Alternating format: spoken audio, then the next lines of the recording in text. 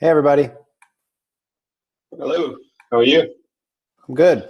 How are you? Hey, good. By the way, congrats. Thank you. Very cool. Very cool. Thanks. I'm gonna be able to work on the Athens project some more now. Nice. Pretty cool. Yeah. Yeah, they've been doing. I've been looking at Microsoft for a while, and they've been doing a lot of, let's say, playing their cards right. I find. Yeah, more open source Yeah, stuff. a little bit different from Steve Ballmer uh, all the time, but still.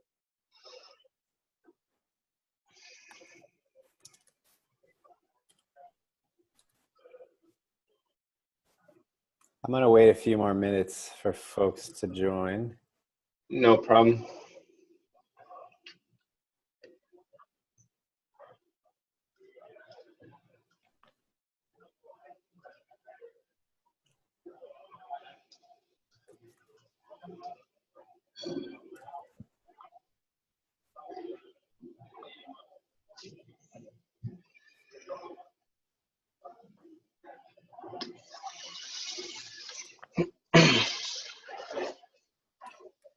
In a very red room. I work. It goes with Caroline's shirt. Oh my gosh. I'm starting to regret wearing a golf shirt today. I forgot that this would be like recorded. I swear it's not this bright in person, but on the webcam, it's like it burns the retinas. Can I make myself put it? It's all good. It puts some liveliness in the whole There you go. thing. This is one of the perks of working from home. You're just like, I haven't done well laundry in a while, so I'm gonna wear my golf shirt. Carolyn, your golf shirt is being recorded as we speak. Yes. Actually, yeah. Just own it. This is like a power shirt. This is how you know that I'm super comfortable being me.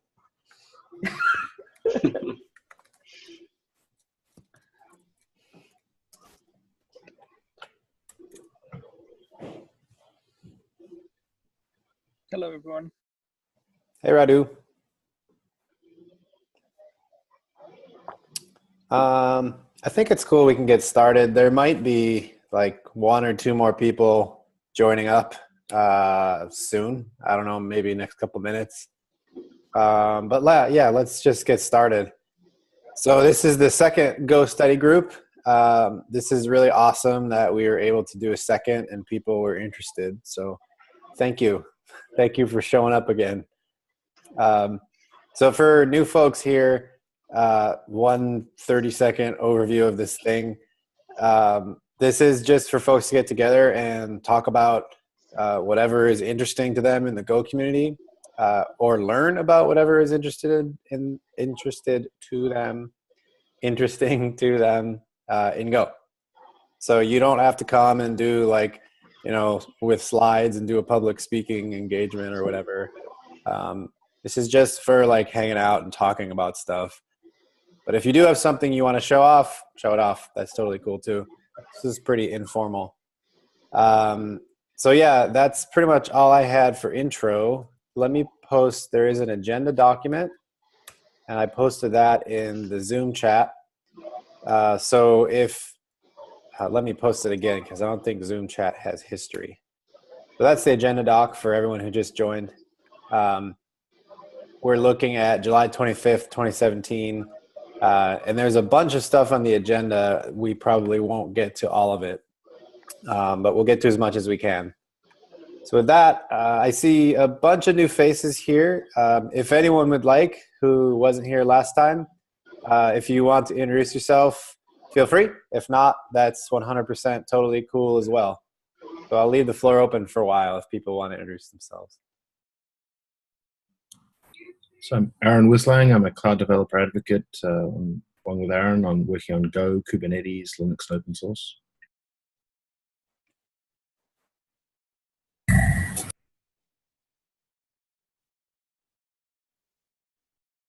Hi, I'm Dave Parfit. I am a SRE at Mozilla, where I work on mozilla.org and MDN and Kubernetes and all that fun stuff. Hello.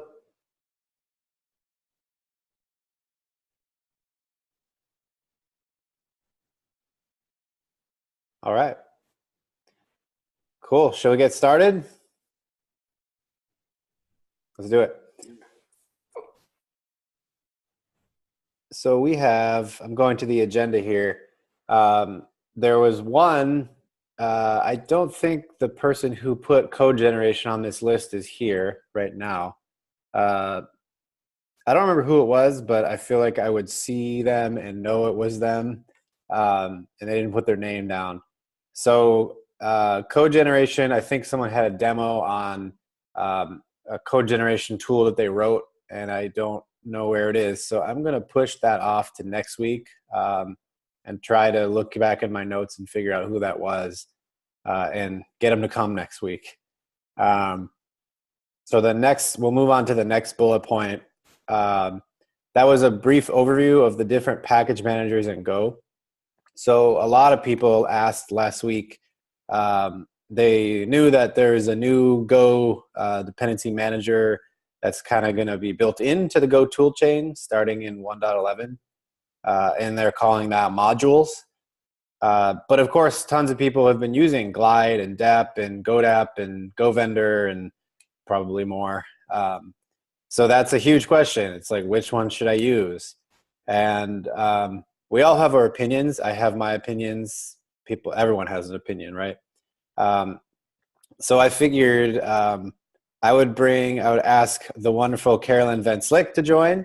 And Carolyn has a ton of background on DEP and modules because she's a core contributor to DEP, and she leads a thing called Gopher Source that is directly related to modules that I will let her explain in her own words. So hopefully this will give us all some answers on what to do about DEP, Go, Glide, Go modules, Go vendor, XYZ. So Carolyn, I'm going to just let you take it away. Go for it. Thanks. Yeah. So first of all, this is an amazing question because it is very confusing. There's a lot of different things being put out there, and there's not a lot of like top-down guidance at the moment as to like what'll work. So I was just going to talk real quick about what will keep working. If you're using GoDep, Glide, DEP, and all the other wonderful ones out there, GoVendor, GB, etc. They all rely on the vendor directory, which Go 1.11 will continue to support. Vendor directory is not going away. So you can keep using those, and you can just live in whatever world you're in now, and that's cool. If you want to try out the new thing that people are talking about, it used to be called the VGo prototype. The V in VGo is for versioned Go. And the idea was basically, like the advice from Google has been, never, ever, ever make a breaking change. And I think at some point we've agreed as a community that we're human, so that's not possible. So the idea is that we want Go, like when you do Go get, to understand what versions are, what Semver is, so that instead of doing Go get in the name of a package and you always get to the master, you could get version 2 without having to use like go package.in or any kind of hacks or workarounds. But to be clear, it doesn't supplant or force you off of any of the previous dependency managers, DEP or Glide or any one of the older ones, because vendors are going away. And then otherwise, a very simple algorithm, which I will not go into because I'm not an algorithm person, is what the Go toolchain in 1.11 is beginning to use, that just basically says, instead of always trying to keep you on the absolute latest version of whatever dependencies you have, we're just going to pick the lowest version that we're pretty sure will work. And that's how it works. If you need something, it tries to pick the lowest one that works with your code and then locks you into it so that other people can reproduce your builds and things like that. So that's the brief overview. It's specifically for Go 1.11.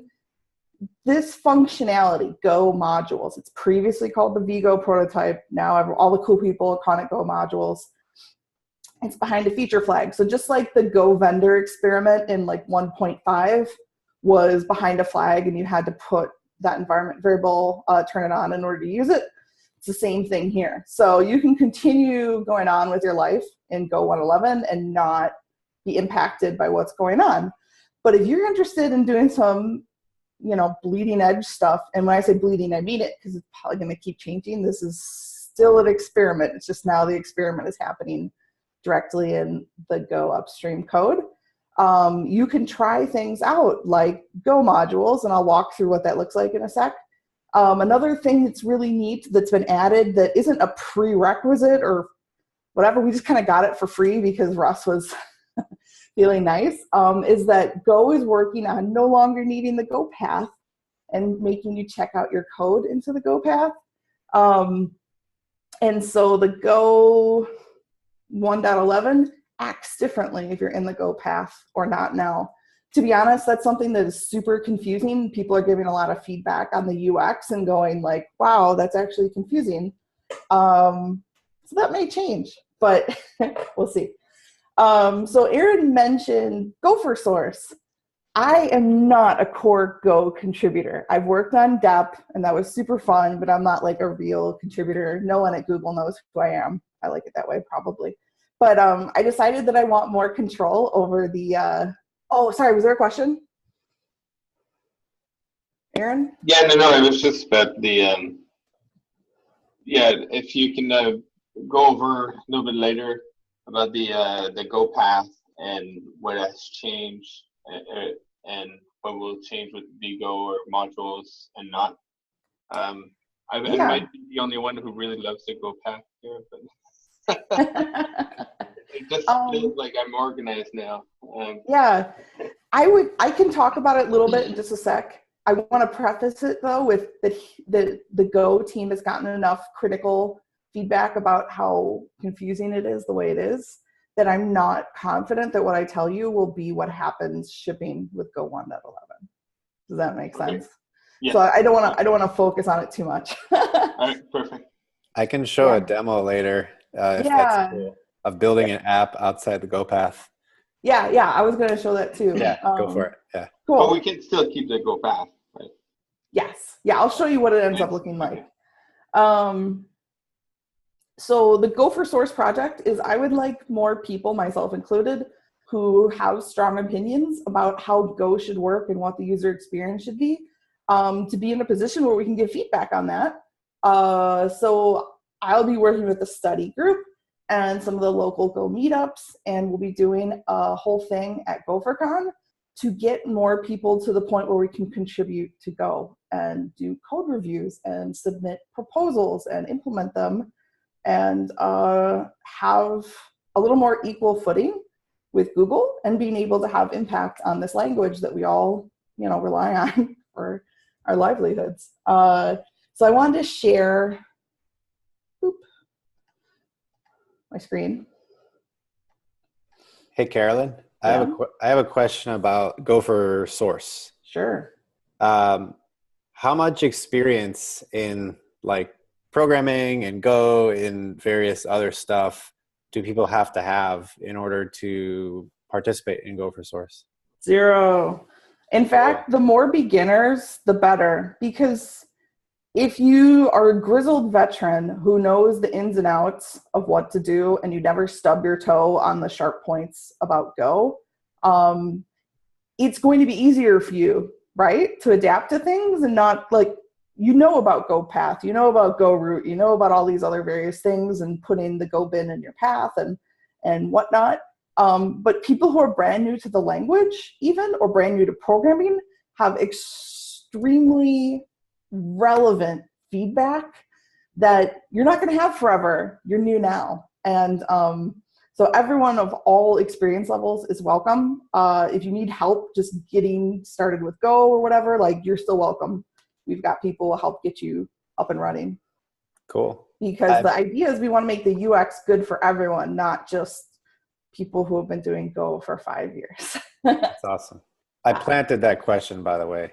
I figured a you may planted have done audience that. member. Well, You're cool. That's awesome to hear, though. Super sneaky. Yeah. So I wrote a blog post the other day that summarized what a bunch of us have been working on in the Go forums, learning how to build Go from source. And it turns out it's actually super easy if you already have Go installed on your machine, which is awesome. If you want to bootstrap everything from source and like go from GCC to Go 1.5 and up, you can. But thanks. Excellent. Thanks for linking to the Go forums. But if you already have Go on your machine, it's actually pretty easy. You can clone the Google source code, and it doesn't have to be in your Go paths. This is super exciting. I put it in SRC Go because that's where, in my heart of hearts, I really wanted all my code was in my home directory under SRC.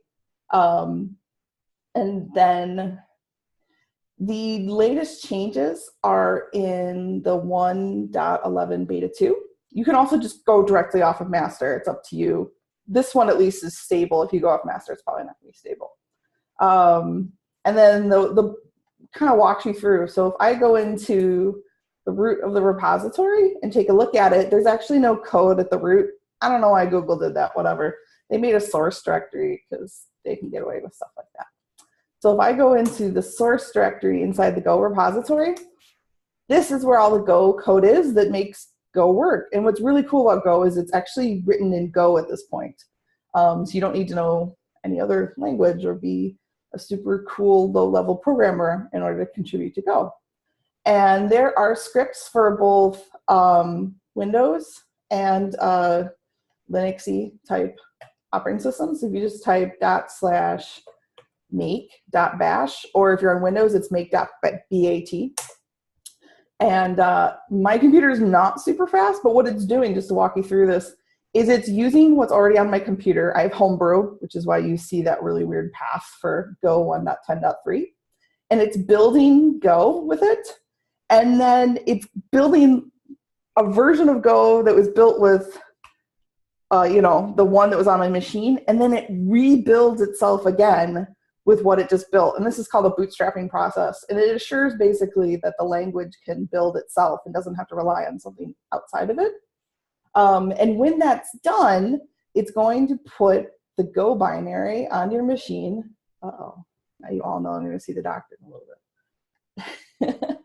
It's going to put it on your machine in the bin directory inside of wherever you checked out Go, okay? So while it's thinking, I've actually already got this, so let's try this out somewhere else, and we don't have to watch it build.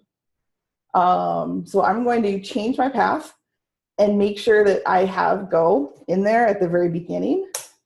So now if I type Go version, instead of seeing that 1.10.3, you can see that I have a development version on my machine. So no special knowledge, no abilities. You can compile and change Go yourself.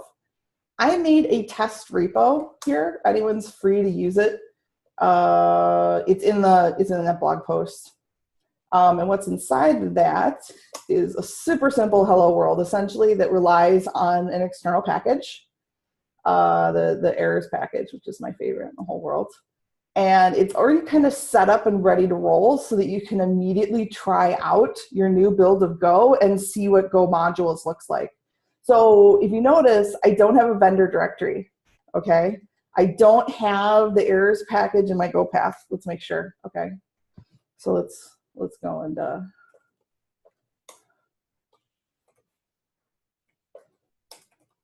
okay, so I don't have the errors package in my Go path. There's no like man behind the curtain or anything like that. And I can type Go run main.go. And this is the vgo prototype. This is Go modules. And what happened is Go detected that you are using the errors package, and it found the version that'll work for you, and then downloads it into a top secret place. It's still not in my Go path. So if I look in there, it's still not there. So it didn't clutter up my Go path. And then it ran my code and said, hello world. If I run it a second time, you're not going to see all that extra debug code. And that's what is this debug code. I probably won't be there in the final product. Now it just says hello world. So let's see how Go made that happen. If I look in my Go path, I've got a couple things. So the Go path doesn't quite go away. I'm not quite sure what the long-term goal is, but what it does do is it adds a new directory called mod for Go modules. And let's take a look at it. It has a cache of interesting things. And let's take a look at the cache, see what we can find there. Let's get a little bit deeper. This looks kind of weird. What's this @v stuff? It is keeping a cache of what was downloaded off of GitHub for the specific version we needed. So if I go back to my output here, you see that it grabbed v080 for the Go errors package. So that's what's here. So as you use this more and more and more, you could have like 6, 7, 8, 100 different versions in here, and Go is able to just switch between them all. And then otherwise, if I look at VCS, there's magic stuff. And I don't know enough about it yet, but maybe next time we'll talk more about what is in there. The key thing to remember is that this directory is just a cache. So if I screw up, maybe I'm like using my own build of Go, or I don't know, I'm modifying a whole bunch of things and I get into a weird state and stuff doesn't work anymore, you can just remove that mod directory and it's safe to do. I'm using sudo because this seems to be a known problem. I don't actually have like permission to delete that cache directory. I'm not quite sure why. If someone figures this out, I totally want to know. Are those SHAs in the VCS directory? I don't know, Aaron. Are they? Do you have more info on those? I do not. I have like never seen that before. Oh, okay. Yeah. I just bumped up to beta 2. So I'm still playing catch up. I'm not like a magic person who knows what's going on. Anything I know is just because I have too much time on my hands and I like read Go code while watching Netflix. Is there any so other now way? if you run main.go after I nuked that mod directory, you'll see now that it had to go and recache it and populate it all back in. So it's always safe to just nuke. So if you're wondering where does my code go, that's where it goes. The question. Yeah? Are there any tools to help you find out, like, to do cache maintenance or to clean it up? In that, when I was using Gradle with Android Studio and building several tools, as Android Studio and Gradle were changing, I found out that I had basically 2 or 3 copies of 4 gig each versions of cached code. And so all of a sudden, you know, my ancient laptop filled up with 12 gigs worth of cached stuff, and it took a while to find out where all the disk space had gone. So with all this caching and behind the scenes stuff, are there any admin tools first to find out, hey, what's the status of my cache? How big is it? When was it last used? How much crap do I have on my system? That's an awesome question. And the answer is nothing exists like that. And but what's cool about it is this is why I'm interested in the Go for Source stuff. It didn't occur to Google to ask that question and put a tool out, probably because they're Google and they can afford as big of hard drives as they want. But we would like people in the community to be able to submit proposals to add things like that. So if you are interested on the Go forum, if you want to practice the idea, we're helping people build proposals, and we could make a proposal that would be like, this would be maybe the extra Go env. I don't know if you've seen like Go env, Go cache before, or other things. It's like, what's another one? Okay. It's, you know, Go path. We may be able to either add information to this to give you nice programmatic access to where it is, or even just add a new command to Go, or make a brand new command that helps you manage what's going on in there. It would be pretty cool. But if you're interested in making that happen, or at least dropping the idea somewhere, that's what Go for Source is all about. is working as a group together to not look like idiots, make a real proposal, and then hopefully implement it ourselves, but at the very least give Google this pretty critical feedback about what the rest of us need in order to make this usable. Because otherwise it'll be like Docker images, right? Just eating your hard drive up. Yep. Yeah. Thank you. Awesome question. Yeah. Cool. So that's it. That's all it takes to be a Go developer.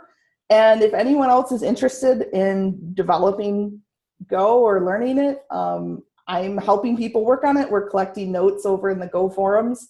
I'll be posting regular blog posts on this as well to kind of keep people informed, so that if you're not able to be like with the fire hose, you can still keep up with all the info that's going on. Yeah, cool. That's all I have to say about that, unless there's more questions, though. It's all just kind of new and we're feeling things out at this point. Carolyn is smart AF, so pepper her with questions if you have them.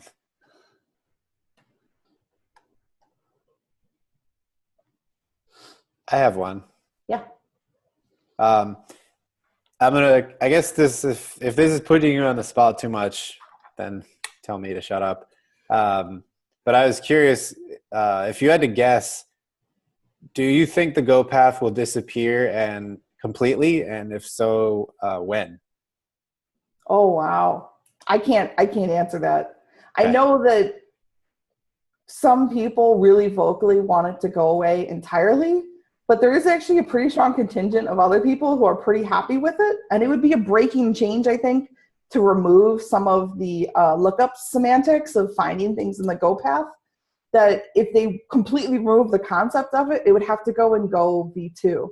And if you watched, I think it was Russ who talked about that at last GopherCon, that ideally Go v2 never happens and we find non-breaking ways to do, I think it was actually Rob, not Russ, how to do changes like that going forward. So it may be that like Go path totally isn't necessary, but if you've made that part of your process, you never would have to change, is what I would bet on.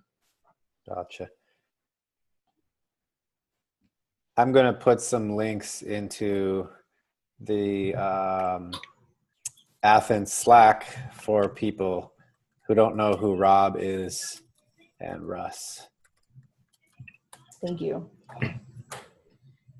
Oh, one thing I didn't go into at all is what those module files look like, but I unfortunately have to drop in 5 minutes. So maybe, Aaron, if that's still on the agenda, you may want to dig into what the Go mod file looks like. Yeah, I can do that. Do you want me to start that now, Carolyn? Or do you want to keep going until you have to drop? I think you may have more familiarity with it if you want to go into that. Okay. I will do that. So let me share my screen. Oh, yeah, that's a good question, actually. Dinesh, can you repeat that out loud, Dinesh? Yeah, sure. So let's say our current production services, uses some particular versions of libraries. Suddenly, if I want to use Go modules, what I noticed is I didn't see any log file in her project.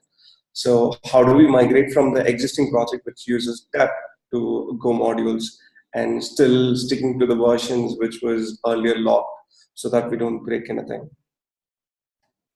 Yeah.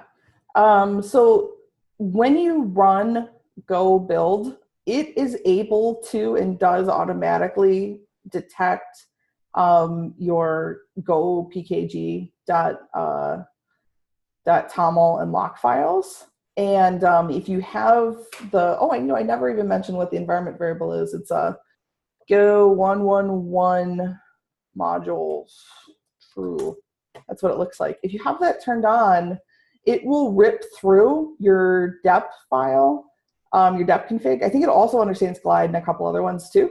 And will populate your mod file. It'll use the exact versions that were in the lock so that you shouldn't see unexpected upgrades or downgrades. To be clear though, I don't think it uses it blindly. If you had incorrect config, it will attempt to find viable versions for you. One more thing, let's say you mentioned that defaults to the lowest one that works for your code. When it doesn't have a version number to go off of, yeah. Okay, so you can prefers specify low one. versions, not high versions.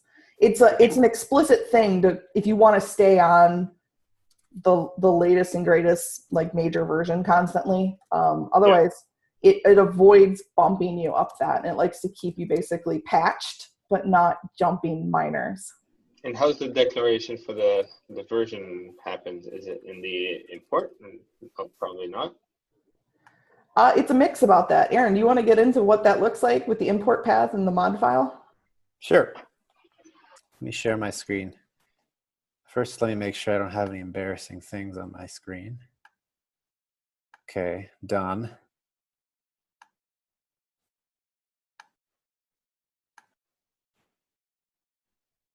Cool. Now let me make everything Zoom gives me disappear. Okay. So I have this app called Structure. It's, as you can see, it's outside the Go path, just like Carolyn showed. And I am running from Go tip. I built this 2 days ago, so it's pretty much what Carolyn did, just did it on Friday, so way more than 2 days ago. Anyway, I have this thing, this go.mod file. This is kind of roughly analogous to the go pkg.toml, not the lock file, the regular file that says like these are the things that I definitely need. So this is, I just like put these things in. This is what I need to build this app. So Buffalo v0.12.4, that's a package very close to my heart. If you haven't checked it out, definitely go check it out. We'll put the link in for it.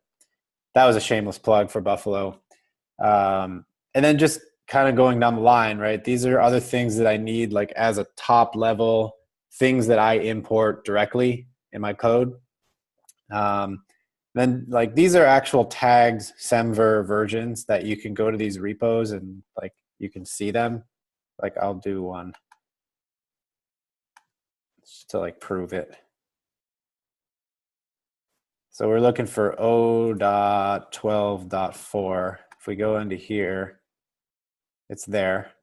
And the same thing will be for all these other ones.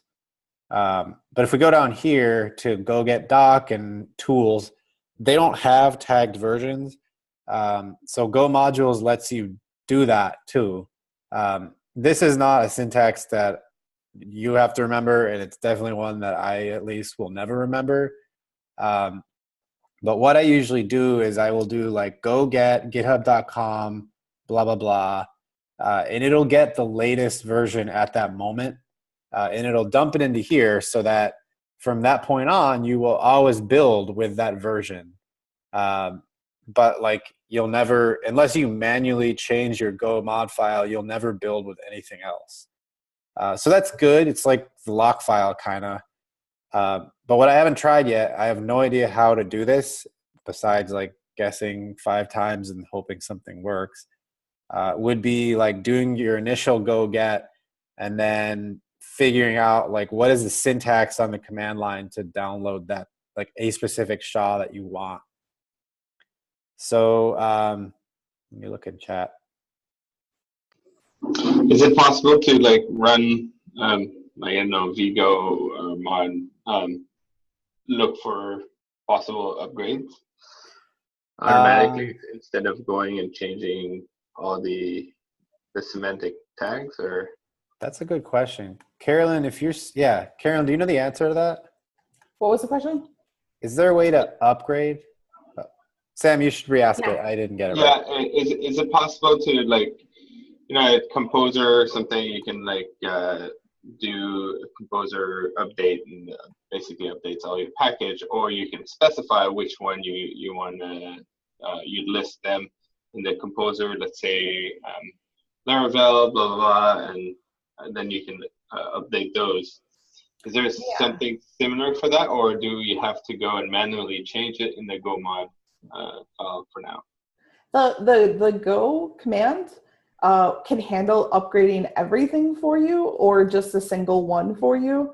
and it actually has a list-m command. I haven't tried that yet. Aaron, you want to see if we can get that to work? Yeah.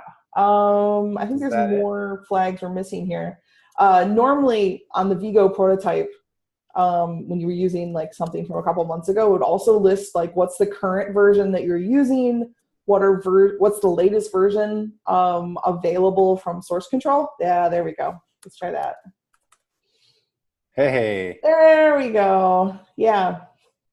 So this is something that's still kind of being fleshed out, but the idea is that inside the Go toolchain, you should have visibility into where you are, where you could be moving to, and then being able to update just a single thing or the entire world. I'm not totally current on if there's a way to update only your direct immediate dependencies as opposed to like everything all the way down the dependency tree. I think at the moment it's actually every single thing you depend on, regardless of if you directly imported it or if it was like brought in by something else. That's another UX thing that is in my opinion pretty critical for us to like provide feedback on, like what are the scenarios we want to be able to support, what does it look like, what other commands do we need, and get that implemented. Because I guess the thing I want to drive home is that what you see is not static. What ships in Go 1.11 is not what we're stuck with. We can keep making changes in Go 1.12, 1.13, whatever. Like we can make changes to the toolchain to make it work the way we need to. And it's not a race, okay? This is in Go 1.11 so that we can all try it, but it's not like no one from Google was like, this is it, guys. This is all you're getting. It's going to be on us to make it what we want it to be. Cool. Quick idea, just like the Go list, to answer the question earlier about cleaning up. You could almost just put the size of the package and usage in there, like list like how many times you used and the size of it, so you can like, if let's say one of them is big, you can like dig into it if you're actually using it and clean it up. Anyway. Or if you think it's something that, if I can just figure out how to remove this one extra YAML package, I can slim things down. Yeah. Yeah. I don't know. No, don't say I don't know. These are good suggestions. If you want places to make these suggestions, I would say the Go forums, or you can directly try to make issues on GitHub as well. But if you want help from other people making these suggestions, I would probably do it on the Go forum first. Because we're going to have people who are more experienced contributors helping us figure out how to go through the process and get our proposals listened to seriously. All right, I have to run. Thanks, everybody. See you, Carolyn. The last thing, I just wanted to like follow up on the module stuff. I just tried like go-get-u to try and see if I could get an updated one. This is what happened. I got not the updated one. 1009 was already in. But it looked like it tried to go down and like re-get the same version on /golang/x/tools. So it looks like it is trying to go like all the way down the dependency tree. So going from here to here. But it's just not like looking again at the VCS at GitHub to try and get a newer version. So my guess is like there's some syntax like this, blah, blah, blah, at SHA something, something, something, that would tell go-get to like, okay, go and get a new package, a new version of this go-get doc package, go get that from GitHub, and then try to update everything else on the dependency tree. I tried that. And the last thing I wanted to show, this is the lock file. This is like every single thing that my code needs. And like this is basically the equivalent to go package.lock for dep, or if you use glide, I think it's like glide.lock or glide.yaml.lock or something like that. And you notice here, this has 2 lines Actually, sorry. I think this has 2 or 3 lines per package. And I just learned about this like Thursday last week. This has a hash for, this one is a hash for the entire package. So that like the Go modules tool can figure out, did this package change, or is it dirty on the cache or whatever. And then it also has a hash of just the Go mod file inside of that package. And that's so that Go modules can figure out if that package's dependencies changed. So that would be like 2 levels down from my project. This last one, I have no idea what this is so far. It kind of looks like this, but it has like the version before it. So if anyone knows, that would be amazing. I have no idea what this is, so we'll have to get some docs on that, I guess. That's it for me for Go modules. Do people have questions or stuff to add or anything like that? I'm going to stop sharing.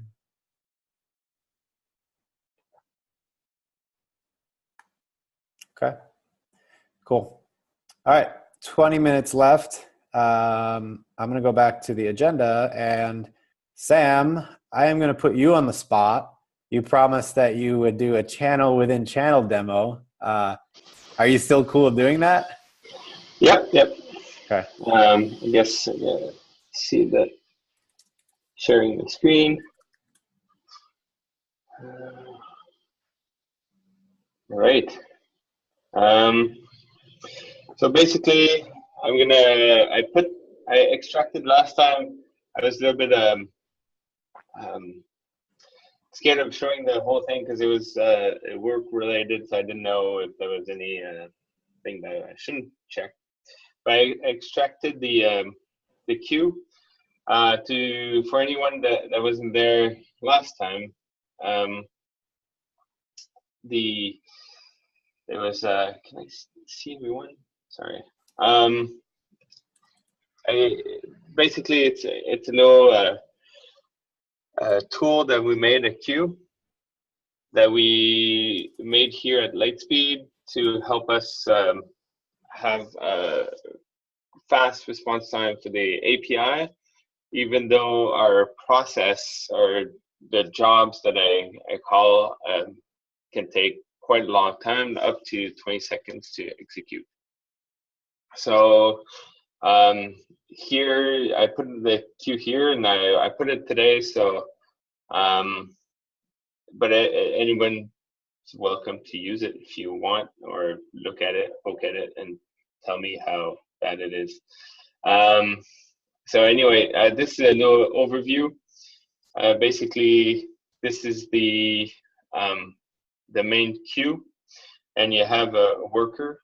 And if you see, I'll show the code shortly, but basically we have the big thing is a channel of channel jobs, and this one is a shared instance. So basically, when you do queue start, initialize the job channel and passes the job request to the worker, so that the worker can listen to anything incoming in the job request and process the job request.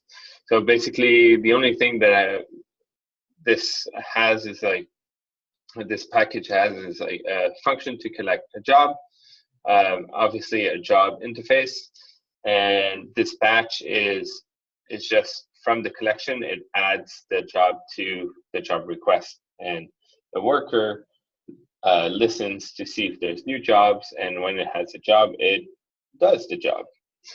So I'm just gonna go jump in here. This is basically where things start.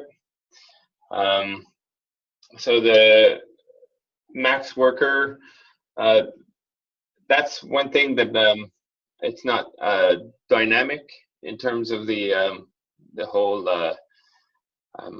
how can I say architecture, but everything else is handles pretty well. Like I've is based on what's his name? I forgot.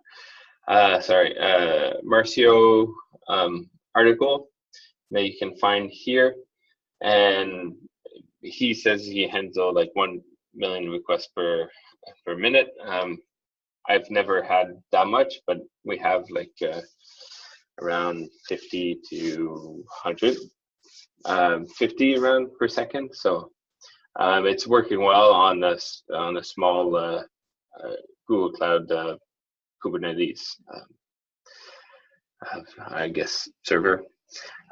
So basically how it works is when you start the queue, you initialize all the worker and you pass in the job request that was created when you create a new queue.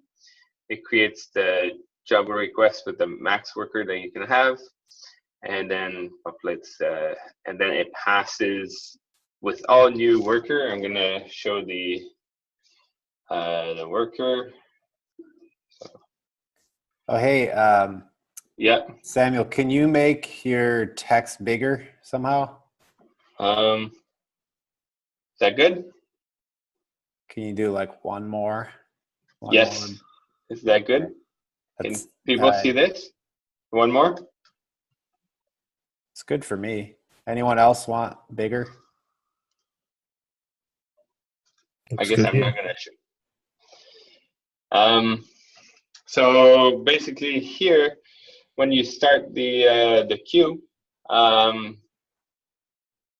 basically it starts the worker, and I'll show the worker is actually another sub Go routine, and that's why we use channels. Is that we have several Go routine. One to accept collect jobs and dispatch the jobs. One to look if there's a new job to do, and one Go routine to actually do the work. So we're never, since they're all in different Go routine, nothing is blocking pretty much ever. So we can have a very quick return time, a response time for the API while doing like big work. Obviously, we don't need to respond anything that depends on the work. It wouldn't work. But here, you do a new worker, pass in the job request, and then basically collect job is when you send a job, and it puts it in the job receive and in the dispatch. So basically here you create a Go routine with another one in here, a Go routine within a Go routine. But basically it waits until it receives a job. Once it receives the job, it creates job requests and pass in the job in the job request. So if you go after to the worker, whoops, in the worker, basically when you do a new worker, you pass in the job request channel of channel. And here is basically a Go routine. It's a for select that basically it advertises that it's ready for accepting a new job, because we can only accept, I don't know if you remember, there's a maximum of jobs, so we can only accept a certain amount. So if you exceed that amount, it would be, it could possibly get with a little bit of IO, I guess. But I've never hit it with like a micro. And this is working on a micro, and it's working really well. So it's advertised that it has a job, called it job hunting, and then passing the actual channel that's being passed. And then once the job hunting, it's a channel that was passed in the previous one in the dispatch. So we receive the job, and then we do the job, which is right here. This should be improved. I just did it for today for this presentation to put it on basically what we have in production right now is if the job fails, the process. If I go into interface job here, it's the interface is only a process returns an error. So you can pass in any instance any object that satisfies the interface, and we have it that if the process fails, it adds it back to the job requests, and it tries it for 3 times. So I have and then after that, if it fails after 3 times, what we do is I push it to data store and log the event. But yeah, that's about it. I don't know if anybody has question. Feel free to go see this thing and read the article. It's probably much better described it. I did, the only thing I implemented more a little bit is a little bit of, from what I think, a little bit of cleanup and the job interface, so that we don't need, you're not tied to the actual queue, and you can just pass in an object that satisfies the interface. Yes. I don't know what. I've got one. Yes. Could you go back to the for select that you had? You showed it a few seconds ago. Yeah, I have 2. I have one in the worker and one in the queue. So I'm going to go in the queue, I guess. The dispatch, this one, or I have the other one. Yeah, that one. Yeah, that one. Yeah. So when you get job from queue.job received channel, and then you get, I guess, what's the difference between queue.job received and queue.job requests? Basically, in job receive, it's basically it's the channel of it's a container that it's because it's for here. It's so that I don't call the dispatch function right away. So I just put it in the job received, which is a channel, and as soon as I receive the job that is input in here, I can act on it, kind of thing. Oh, okay. Basically, instead of calling this dispatch, which you could, I think in the original article, that's how he does it. But this one here, yeah, it's I'm basically sort of calling this function with the go routine without being I don't know, in concurrency, I guess. Okay. In a concurrent way, so I can have like this. I have no wait time on this. It's okay. Yeah. So that's when you call collect job. That's is it like putting the job on like staging. It's staging? Okay. Yeah, I get that. It's putting the job on staging, and then it's going to go in the job request, and the job request, that is the actual queue where we have X amount of jobs in the job request, and the workers that you have, basically like I have 128 workers, will go and see, okay, I have one job to do and I have the other one, and then, but this is basically just a purgatory or a staging area. Okay. Right on. Purgatory. Yeah, that's why you have a channel of channel, because the job received is actually a channel, and it makes it possible for you to concurrently pass in data between function without actually actually calling the function, but as well doing so asynchronously, doing it.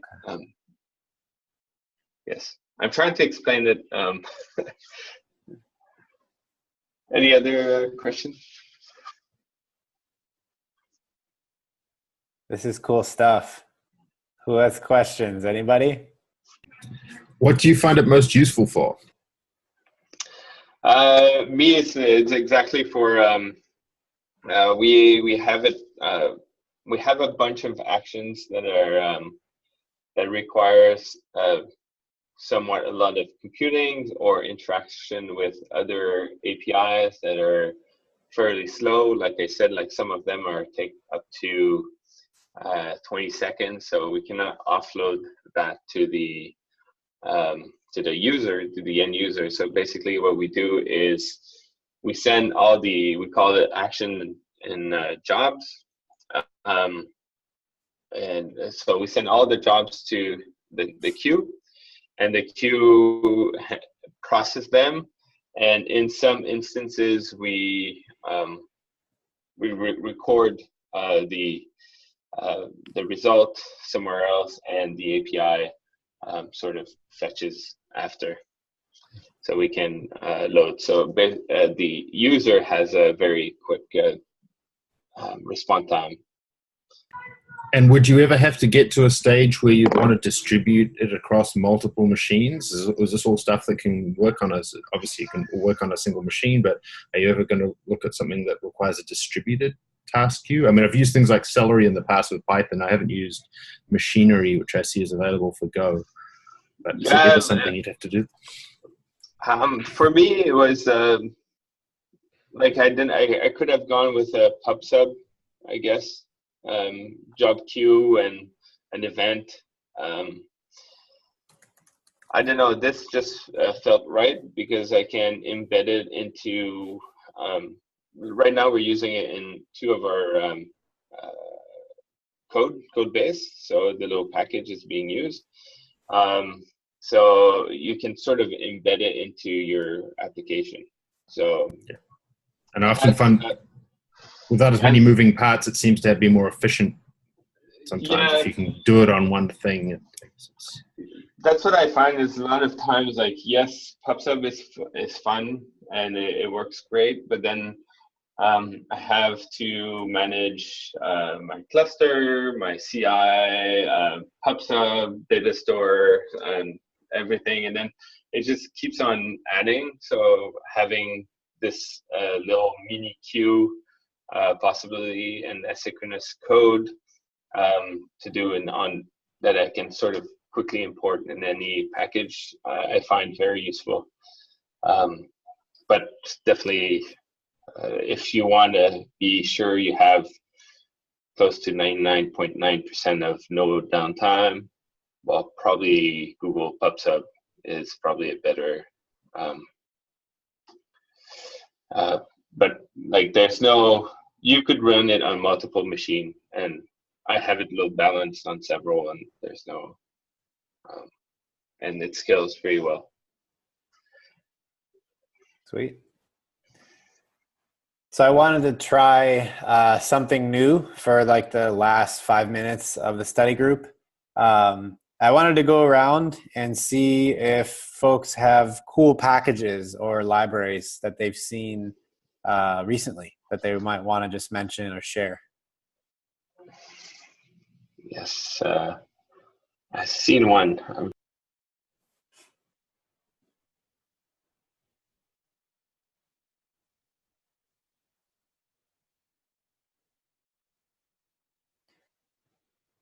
Aaron, you mentioned Machinery. Do you want to, can you like paste the link in and maybe give like a 2-second blurb? I'm putting you on the spot. I've never actually used Machinery. I've only used Celery, but this is a distributed task queue in Go, which looks very, very similar. Very, very similar. And it looks like it, it allows you to submit jobs and run them asynchronously and get the responses and all that side of things. So that's on my list to explore. Nice. Actually, it sort of has the same naming things. It might be more advanced than my thing. It's